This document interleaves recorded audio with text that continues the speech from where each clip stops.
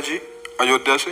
राधे राधे महाराज जी। जी राधे राधे महाराज जी। महाराज जी मैं पुलिस में कार्यरत हूँ। महाराज जी जीवन में बहुत अधिक उतार चढ़ाव आ रहे हैं। चुनौतियों का सामना करने के लिए आंतरिक मजबूती मैं कैसे लाऊं? खुद को भगवत मार्ग पे प्रारंभ करना चाहती हूँ। हाँ, नाम जप में, नाम जप बल है। जितना नाम जप करोगे उतना बलवान हो जाओगी।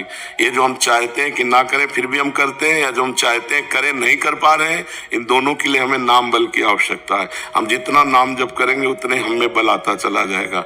नाम जप जरूर करो, सबका मंगल इसी में होगा। आप देख लीजिए, खुद देख लीजिएगा। और नाम जप नहीं तो बातों से काम, क्रोध, लोभ, मोह, मद मत्सर इनको नहीं जीत सकते आप।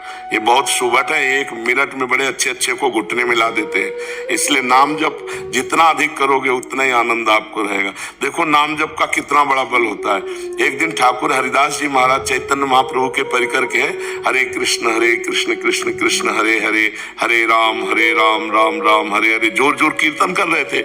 तो एक धनी मानी 2-3 वैश्याओं के साथ निकला। तो धनी मानी ने कहा कि देखो ये महात्मा कितने निष्ठावान है, नाम जप कर रहे हैं। तो उन वैश्याओं में कुछ चंचल स्वभाव की तो होती है। तो उन्होंने कहा हमको एक दिन का अवसर दो, इनकी भक्ति को अभी देख ले हम।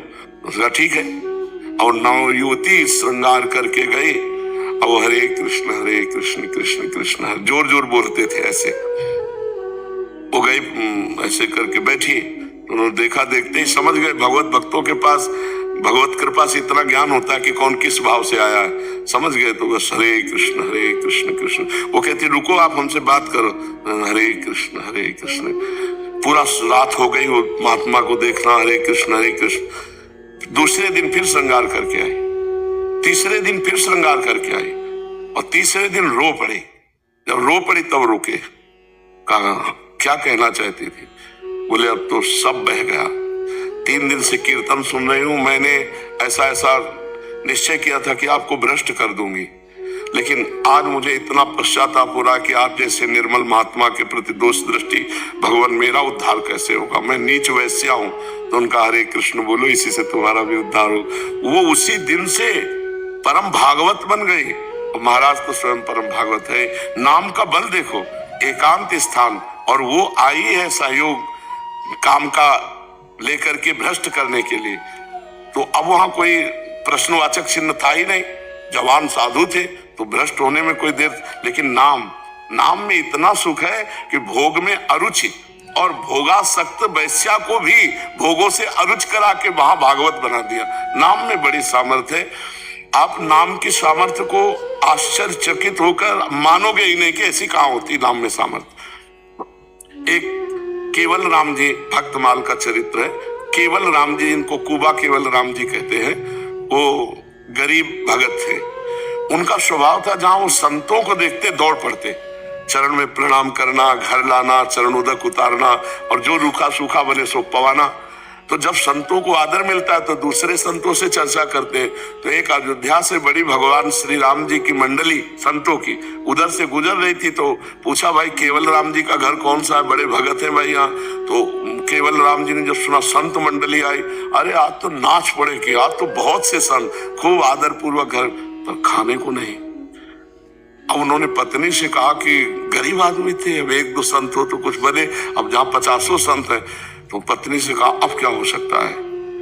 भगवान आज इतनी बड़ी कृपा की कि इतनी संत मंडली हमारे घर आई, आज पवाने के लिए कुछ नहीं है। तब पत्नी से कहा तुम इनको बैठा लो, मैं कोई ना कोई उपाय करता हूं। तो गए, एक धनी मानी से बात की। तो लोग जब किसी को गरीब देखते हैं, असहाय देखते हैं, तो उसका दुरुपयोग भी कर बैठते हैं। अत्यंत आवश्यकता, वो बिल्कुल गिड़गिड़ा रहे थे कि आज हमारे अगर संतों का भोजन हो गया तो तुम कहोगे तो हम जीवन भर तुम्हारी गुलामी करेंगे, आज संत ना भूखे जाएं। तो उनका हमारे एक कुआं खोदवाना है, आप पति पत्नी कुआं खोद देना और हम जो कहोगे संतों को पवा देंगे। तो घी, दाल, आटा सब संतों के लिए ले गए और खूब चक पवाया। जब संत चले गए तब उन्होंने कहा तो मिट्टी, उस समय 60 हाथ 70 हाथ खोदना तब कुआं खुद पाता था। अब वो दोनों राम फावड़ा मारते, वो तसला में राम, और उठा के ले पति पत्नी दोनों भगत राम राम राम राम कहते हुए 40 हाथ खोद लिए। अब जे भी नीचे वो खोद रहे थे, ऊपर वो रस्सी से मिट्टी खींच रही थी, तो जो बालू वाली मिट्टी थी वो ऐसे धंस गई, पूरा कुआं बैठ गया। अब उनके बचने की तो कोई संभावना ही नहीं केवल राम जी के। लेकिन देखो संत सेवा और भगवान नाम का प्रभाव। अब पत्नी बहुत व्याकुल, तो सेठ घबरा गया। उसने कहा उस समय के हिसाब से कि हम आपको पूरे जीवन का खर्चा देंगे, आप मतलब विकल मत होइए, और देखो हमारा तो कोई दोष है नहीं, आपने कहा था, और अब कुआं में वो दब गए तो इसमें हमारा क्या। राजी करके पत्नी को कुछ संपत्ति खान पान दे करके निपटा दिया। अब वो मिट्टी बराबर कर दी गई। 1 महीना बाद वहां से राजा का दल निकला, तो राजा के कान में सुनाई पड़ा राम राम राम। तो इतना आर्त भाव था कि वो तत्काल चकित हुए, मंत्री से कहा यहाँ ये आवाज कहां से आ रही। तो उस आवाज को खोजा गया, तो वहां जहां कुआं था ना, वहां से आवाज आ रही थी। बोले राम राम राम राम, आवाज जो है। बोले यहाँ से आ रही महाराज। पूछा यहाँ क्या हुआ था। बोले 1 महीना पहले केवल राम जी थे, बड़े भगत थे, वो सेठ के कहने से कुआं खोद रहे थे, तो मिट्टी धस गई, तो इसी में मर गए, तो हमें लगता है उनकी प्रेत आत्मा है, वो राम राम कहती। बोले नहीं, खुदवाओ इसको। अब वो राजा थे, राज सैनिकों के द्वारा देर न लगी, 1 दिन में खोद लिया गया। तो जहां केवल राम जी बैठे थे, उसके एक हाथ ऊपर से परत लग गई थी मिट्टी की, और वो गुफा में बैठे थे, और शीतल जल और सुंदर भोजन सामने रखा हुआ था। 1 महीना तक रोज भोजन, रोज पानी और रोज ऑक्सीजन भगवान दे रहे थे। तुरंत खोला गया, निकाला गया, तो अब उनकी तो महिमा प्रकाशित हो गई, बड़ा चरित्र लिखा। तो उनसे पूछा गया आपका जी नहीं घबराया, आपको परे। बोले जब मैं राम राम राम, तो मेरे राम जी आए और मेरे साथ बात करते थे, मुझे भोजन पवाते थे, मुझे जल पवाते थे, मैं बड़ी आराम से था।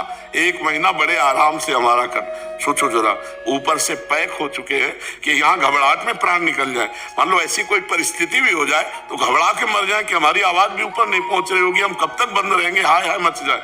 लेकिन राम राम राम राम राम।